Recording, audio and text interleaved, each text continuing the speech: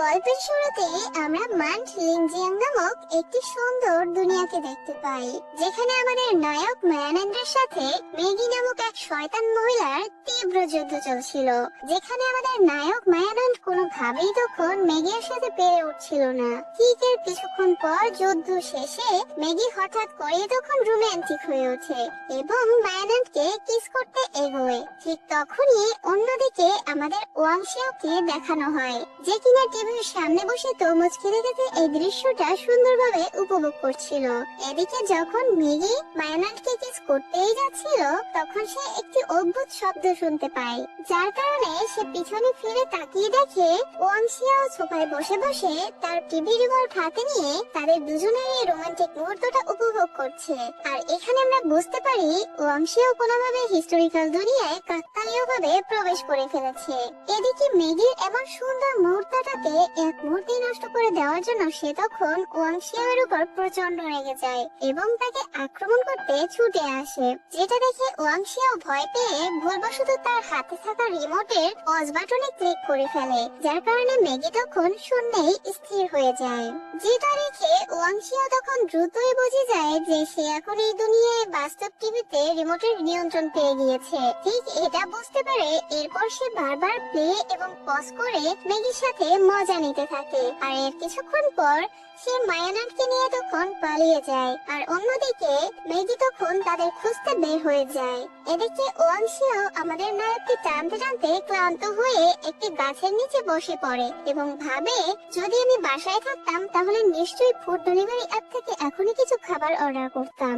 ঠিক এটা ভাবতেই এরপর তার মনে পড়ে, যদি পজ বাটন চাপ দিলে সবকিছু স্থির হয়ে যায়, তাহলে পাওয়ার অফ করলে কি আমি আমার দুনিয়ায় ফিরে যেতে পারবো? এটা ভেবেই সে তখন সঙ্গে সঙ্গে রিমোটের পাওয়ার বাটন চাপতে শুরু করে, কিন্তু এতে তখন কিছুই হয় না, বরং এর ফলাফল পুরো উল্টো হয়। মায়ানন্দ তার প্রতি কৃতজ্ঞ হয়ে ওঠে এবং তাকে ত্রাণকর্তা মনে করতে শুরু করে, যেটা দেখে ওয়াংশিয়াও আতঙ্কিত হয়ে মায়ানন্দের মাথায় একটি পাথর দিয়ে আঘাত করে, যার ফলে সে তখন অজ্ঞান হয়ে যায়। ঠিক তখনই মায়ানন্দের বড় ভাই জিও সেখানে চলে আসে। সেখানে এসে সে তখন ওয়াংশিয়াওকে দানব ভেবে তার উপর আক্রমণ করে, যেটা দেখে ঠিক তখনই ওয়াংশিয়াও তৎক্ষণাৎ তাকেও পজ করে দিয়ে নিজের সোফার দিকে দৌড় দেয়। ঠিক এরই মধ্যে সেখানে নায়িকা ইয়ে এসে উপস্থিত হয়, আর তার সঙ্গে মায়ানন্দের আরো দুই ভাইও ছিল, যারা দেখতে কিনা পুরো কার্টুন টাইপের ছিল। এসব দেখে ওয়াংশিয়াও তখন ভাবে, আমি যদি আমার দুনিয়ায় ফিরে যেতে চাই তাহলে এই পৃথিবীতে কোনো পরিবর্তন আনা যাবে না, গল্পের প্লট আগের মতোই থাকতে হবে। আমি ট্রেলারে দেখেছিলাম এই জায়গায় ইয়ে মায়ানন্দকে বাঁচায় এবং তখনই তাদের প্রথম দেখা হয় ও প্রেমের সূত্রপাত ঘটে। তাই ওয়াংশিয়াও তখন চেষ্টা করে ইয়েকে মায়ানন্দের কাছে নিয়ে যেতে। ঠিক তখনই জিয়াও সেখানে এসে উপস্থিত হয়, যে কিনা মায়ানন্দের সবচেয়ে কঠোর ভাই ছিল। আর তাকে দেখে ওয়াংশিয়াও তখন ভয়ে সোফার পিছনে লুকিয়ে পড়ে। তখন জিয়াও তার ভাইদের মায়ানন্দের কাছে পাঠিয়ে দেয় এবং ইয়েকে দানব ভেবে তখন ধরে ফেলে, যেটা দেখে ইয়ে তখন নিজের নির্দোষতা প্রমাণ করার জন্য অনেক চেষ্টা করলেও জিয়াও তখন তাকে বিশ্বাসই করে না, বরং ওয়াংশিয়াওকেও দানব ভেবে তাদের দুজনকে একসাথে একটা লতার সঙ্গে বেঁধে আকাশের উপরে নিয়ে যায়। এদিকে ওয়াংশিয়াও উচ্চতা খুব ভয় পেত, তাই সে ভয়ে তখন চিৎকার করতে শুরু করে, কিন্তু জিয়াওয়ের তো এতে কোনো কিছু আসে যায় না।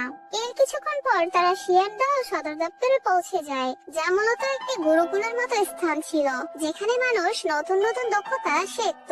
অপরদিকে মায়ানন্দের কার্টুন ভাইয়েরা ওয়াংশিয়াওয়ের সুপার ফিচার পরীক্ষা করতে করতে তারা সেখানে মিউজিক প্লে করার অপশন খুঁজে পায়। এতে তারা আনন্দিত হয়ে তখন নাচতে শুরু করে। এদিকে ওই দুই কার্টুন ভাই তো সোফাটিকে দেখে দানব মনে করছিল। তখন ওয়াংশিয়াও সেখানে এসে ওদের বলদ বানিয়ে বলে, এটা কোনো দানব নয়, এটা আমার পোষা প্রাণী, এর নাম সোফা, ওর ক্ষুধা লেগেছে, তোমাদের কাছে কি কোনো খাবার রয়েছে? যেটা শুনে দুই কার্টুন ভাই তাকে ফল অফার করে, কিন্তু এদিকে ওয়াংশিয়াও তখন মাংস খেতে যাচ্ছিল।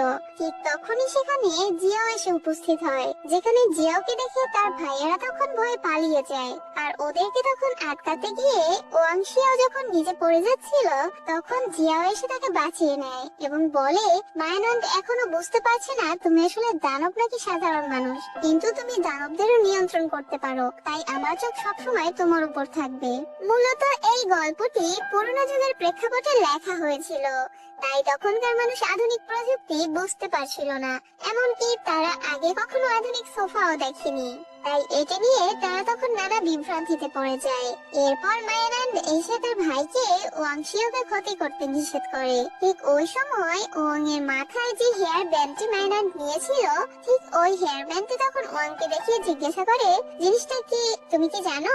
যেটা দেখে ওয়াং মনে মনে ভাবে এই হেয়ার ব্যান্ডটি নিয়ে সে আবারও কোনো ঝামেলা যেন তৈরি না করে। ঠিক এই জন্য ও তার ব্যান্ডটাকে চিনতে তখন অস্বীকার করে। ঠিক তখনই ওই জায়গায় লিও অসাধারণ একটি এন্ট্রি নিয়ে চলে আসে, যেটা দেখে মায়ানন্দ ওয়াংকে বলে লিও হতে চায় একজন হিরো, কিন্তু ও একজন ট্রাভেল মেকার। ও যেখানেই যায় ব্যাড লাক আর তার পিছু ছাড়ে না। কিন্তু ওর বিশেষত্ব হচ্ছে ও ভবিষ্যৎবাণী এবং গণনার জন্য অনেক এক্সপার্ট, কিন্তু ও সব সময় উল্টা প্রেডিকশন করে। ও যদি সবকিছু ভালো ভবিষ্যৎবাণী করে তাহলে খারাপ হবে, আর যদি খারাপ কিছু ভবিষ্যৎবাণী করে তাহলে ভালো হবে। এরপর লিও ওয়াংকে বলে তোমার কাছে কোনো ম্যাজিক্যাল পাওয়ার নেই, তাই তোমার যদি এখানে থাকতে হয় তাহলে লাইব্রেরি দেখাশোনা করতে হবে। এর সাথে সে মায়ানন্দকে এও বলে ইকেও এডমিশন দিয়ে দেওয়া হয়েছে, কারণ ওর মধ্যে প্রায়ই ইলেকট্রিক পাওয়ার রয়েছে। এর কিছুক্ষণ পর ওয়াং লাইব্রেরিতে তখন চলে যায়। ঠিক ওই জায়গায় একজন বৃদ্ধ মানুষকে সে দেখতে পায়, যে ওকে ওর আইডি কার্ডটা দিয়ে বলে এতদিন আমি এটা দেখাশোনা করছিলাম, এখন তোমার এই লাইব্রেরিটা খেয়াল রাখতে হবে। আমি যাব এখন আমার ওয়াইফের কাছে, কারণ এখনো আমাদের অনেকগুলো বাচ্চা নিতে হবে। এদিকে ওয়াং তখন বৃদ্ধের এত ফুর্তি দেখে সে তখন অনেক অবাক হয়ে যায়। ঠিক তখনই ওয়াং পাশেই ইয়ে এবং জিয়ার মধ্যে কথা বলার শব্দ শুনতে পায়। এদিকে জিয়া মায়ানন্দ আমার খুব পছন্দ করত, তাই ওয়াং মনে করে ওদের মধ্যে হয়তো এই নিয়ে ঝগড়া হচ্ছে, কিন্তু ওরা অনেক আস্তে আস্তে কথা বলছিল, ওদের সব কথা ওয়াং শুনতে পাচ্ছিল না। ঠিক এর জন্য ও ওর রিমোট ব্যবহার করে ভলিউমটা তখন বাড়ায়। যেখানে জিয়া ইয়েকে বলছিল তুমি কোনো কারণ ছাড়া কেন মায়ানন্দের রুমে যাও, তোমার কি মনে হয় আমি কিছু বুঝতে পারি না? ঠিক এটা বলে ওর রাগে তখন ওর উপর হাত তুলতে নিলে ঠিক তখনই জিয়াও এসে ওর হাত ধরে ফেলে, যেটা দেখে জিয়া তখন জিয়াওকে বলে আমি ওকে তো জাস্ট এই জায়গায় নিয়ম অনুসরণ করা শেখাচ্ছিলাম। যেটা শুনে তখন জিয়াও বলে আমি এর ক্ষমতা দেখতে চাই। এদিকে ও ইয়ের সাথে খুবই খারাপ ভাবে কথা বলছিল। এটা দেখার পর ওয়াং চিৎকার করে বলতে শুরু করে তুমি এত অ্যারোগ্যান্ট একটা মানুষ কেন? এদিকে ওয়াং মনে করছিল ও টিভি দেখতে দেখতে এই কথাগুলো বলছিল, কিন্তু ও তো ঘুমিয়ে গিয়েছিল যে ও এখন গল্পের মধ্যে এসে রয়েছে এবং তার সব কথা এখানকার সব চরিত্র শুনতে পাচ্ছে। এদিকে ওর কথা শুনে রাগে জিয়াও তাকে নিজের ম্যাজিক্যাল পাওয়ার ব্যবহার করে আটকে ফেলে, যার কারণে তার মুখে তখন আঘাত লেগে যায়, যার কারণে ব্যথা পেয়ে ওয়াং তখন কান্না করা শুরু করে এবং চিন্তা করে আমি যদি এই পৃথিবীতে ব্যথা পাই তাহলে তো আমি এখানে মারাও যেতে পারি। ঠিক এটা ভেবে সে তখন আরো জোরে জোরে কান্না করতে করতে বলে মা আমি ঘরে ফেরত যেতে চাই, আমাকে এখান থেকে নিয়ে যাও। তখন ওই জায়গায় মায়ানন্দ এসে ওয়াংকে বাঁচিয়ে নেয়। এরপর ওয়াং আবারও পাওয়ার আপ বাটনে ক্লিক করে, যার কারণে জিয়াও আর মায়ানন্দের উপর কেমন জানি প্রভাব পড়ে এবং দুইজন খুবই ইমোশনাল হয়ে যায়। কিন্তু কিছুক্ষণের মধ্যে দুজন আবার নরমাল হয়ে যায় এবং দুজন ভুলে যায় তারা একটু আগে কি করেছিল, যেটা দেখার পর ওয়াগের অনেক হাসি পায় এবং তার মনে পড়ে তার জিয়াওয়ের উপর অনেক রাগ আছে, তাই সে এবার পজ করে তাকে জোরে একটি ঘুষি মারে। এরপর যখন সে প্লে করে তখন সবাই দেখতে পায় জিয়াওয়ের চোখ লাল হয়ে গিয়েছে, কিন্তু এখানে কেউ জানেই না এটা কিভাবে হলো, যার কারণে সবাই ভাবে হয়তো কোনো অদৃশ্য শক্তির কাজ এটা। এরপর রাতে ওয়াংশিয়াও নিজের সোফার উপর ঘুমিয়ে পড়ে এবং মাঝরাতে সে জেগে উঠে লাইব্রেরিতে লুকানো গুপ্তধন খুঁজতে চলে যায়। এদিকে সে সিনেমার ট্রেলারে দেখছিল এই লাইব্রেরির মধ্যে একটা গোপন দরজা রয়েছে, তাই সে খুঁজতে গিয়ে দেখে জিয়াও গভীরভাবে প্রার্থনা করছে এবং তার মাস্টারকে নানা ধরনের খাবার উৎসর্গ করছে, যেটা দেখে ওয়াংশিও তখন মজা করে এবং পজ করে ওই খাবার খেতে শুরু করে। এদিকে ওয়াং কালো কোট পরা ছিল আর তার ফেস জিয়াও এর বিপরীত ঘরের দিকে ছিল। এদিকে ওয়াং ভুলবশত একটা পেঁয়াজ খাওয়ার ফলে তার চোখে তখন পানি এসে পড়ে, যার কারণে তখনই তার হাত থেকে রিমোটটা পড়ে গিয়ে প্লে বাটন চালু হয়ে যায়, যার ফলে জিয়াও ওয়াং শিয়াওয়ের উপস্থিতি তখন টের পেয়ে তাকে নিজের মাস্টার মনে করা শুরু করে। যেটা দেখে তখন ওয়াং শিয়াও মজা করে বলে, তোমাকে আমার শিষ্য হতে হলে কিছু পরীক্ষায় পাশ করতে হবে। প্রথম দিন সে জিয়াওকে অদ্ভুত হেয়ার স্টাইল করতে বলে, দ্বিতীয় দিন তাকে ম্যাজিক টাই নামের একটি বোটাই পড়তে বাধ্য করে। এছাড়া সে তাকে নিজের রাগ নিয়ন্ত্রণ করতেও বলে। এসব দেখে মানুষ তখন জিয়াওকে নিয়ে মজা করতে থাকে, যেটা দেখে সে তখন নিজেকে অনেক শান্ত রাখার চেষ্টা করে। কিন্তু এরপরও পরবর্তীতে তাকে অদ্ভুত পোশাক পরিয়ে নাচতে বাধ্য করা হয়। এই দৃশ্য দেখে ওয়াং এর মনে তখন জিয়াওয়ের জন্য সহানুভূতি জন্মায়, তাই সে ইচ্ছে করেই ইয়ার সাথে এমন ভাবে কথা বলতে থাকে যাতে জিয়াও সেগুলো শুনতে পায়। সে বলে, তুমি যা বলছো তেমন কোনো মাস্টার আদৌ নেই, কেউ নিশ্চয়ই জিয়াওকে বিভ্রান্ত করছে। এ কথা শুনে জিয়াওয়ের তখন অনেক রাগ উঠে যায়, কারণ সে তার মাস্টারের সম্পর্কে কোনো কটু কথা সহ্য করতে পারে না। যার কারণে সে ওয়াংকে যখন শাস্তি দেওয়ার জন্য রেডি হয়, ঠিক তখনই হঠাৎ তার মাস্টারের উপদেশ মনে পড়ে, যেখানে তার মাস্টার তাকে বলেছিল দুর্বলদের কখনো বিরক্ত করা উচিত না। এই কথাটি মনে করেই সে নিজেকে তখন সামলে নিয়ে ওয়াং এর কাছে ক্ষমা চায়। ঠিক এমন সময় ইয়ে তখন দৌড়ে এসে খবর দেয় যে মায়নান তার রক্ষাকর্তাকে খুঁজে পেয়েছে এবং তার সঙ্গে বিয়ের সিদ্ধান্ত নিচ্ছে, তাই সবাইকে সেখানে আমন্ত্রণ জানানো হয়েছে।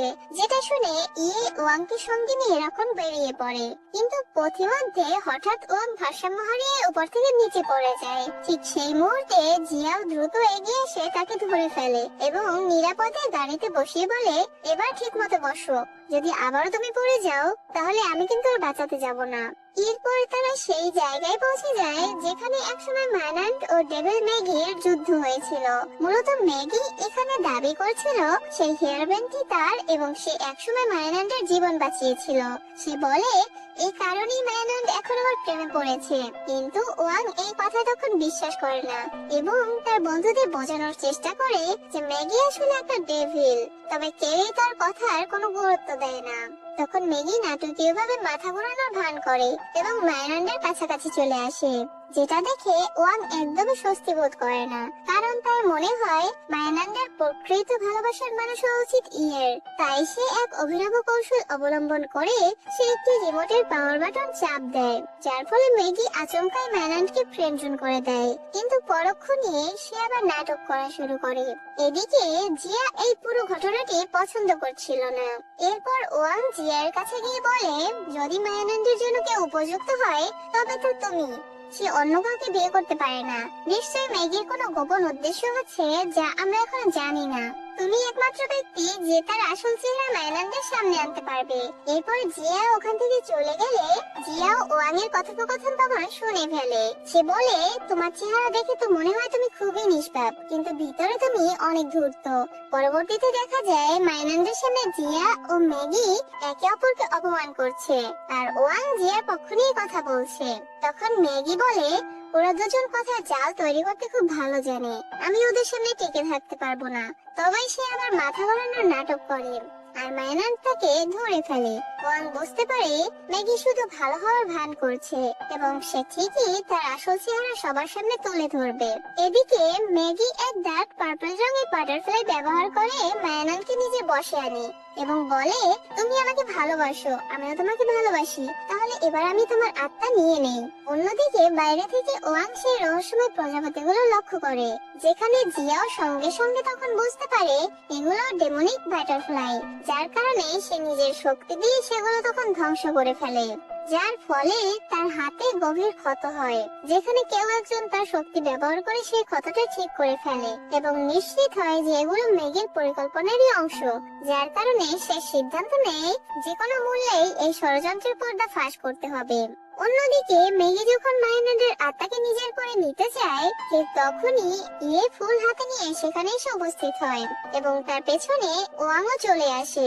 কিন্তু সেখানে জিয়াও প্রবেশ করতে পারে না, কারণ ম্যাগি চারপাশে এক ধরনের সিকিউরিটি লেয়ার তৈরি করে রেখেছিল, যেখানে ওয়াং এর রিমোটও তখন কাজ করছিল না। তখন ইয়ে লক্ষ্য করে মায়ানন্দ একই কথা বারবার বলছে, যার কারণে সে ম্যাগিকে তখন জিজ্ঞাসা করলে তখন ম্যাগি বলে সে এখন আমার পাপেট হয়ে গিয়েছে আর আমি ডেভিল সাইয়ার জন্য কাজ করি।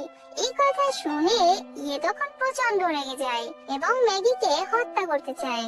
কিন্তু ঠিক সেই মুহূর্তে ম্যাগি তাকে ইলেকট্রিক শক দেয়, যেখানে কোনো মতে ওয়াং ইয়েকে টেনে বাইরে নিয়ে আসে। ঠিক তখনই চারপাশে ঘন অন্ধকার নেমে আসে আর তখনই গল্পের পরবর্তী মোড়ের ইঙ্গিত নেয়, যেখানে ওয়াং তখন সিকিউরিটি লেয়ারের বাইরে ছিটকে পড়ে, কিন্তু ইয়ে সেখানে আটকে যায়। ঠিক তখনই মায়ানন্দ এসে ইয়ের গলা চেপে ধরে। মূলত সে ম্যাগি এর আদেশে ইয়েকে হত্যা করতে এসেছিল। অন্যদিকে ম্যাগি তার গোপন সত্য ইয়েকে তখন বলেই দেয় আর বলে সে কখনোই তাকে বাঁচানোর চেষ্টা করেনি, বরং শুধু অভিনয় করছিল। এই কথা শুনে মায়ানন্দ ইয়ের গলা থেকে তখন হাত সরিয়ে নেয় এবং বলে সে এতক্ষণ কেবল ম্যাগির নিয়ন্ত্রণে থাকা ভান করছিল। ঠিক এটা বলে এবার সে তখন ম্যাগির উপর আক্রমণ করতে আসলে ঠিক তখনই ম্যাগি হঠাৎ করেই সেখানে অদৃশ্য হয়ে যায়। আর এখানেই আজকের পর্বটি শেষ হয়ে যায়, যেখানে চমকপ্রদ সাসপেন্সের সাথে ফাইনান্স কেন অভিনয় করছিল সেই রহস্য উন্মোচন হবে পরবর্তী পর্বে। তাই অপেক্ষায় থাকো, কারণ সামনে আরো অনেক চমক অপেক্ষা করছে। যাই হোক, কেমন লাগলো আজকের এই ভিডিওটি কমেন্টে অবশ্যই জানাবে। আর ভালো থাকবে সবাই, সুস্থ থাকবে। Take care, bye by.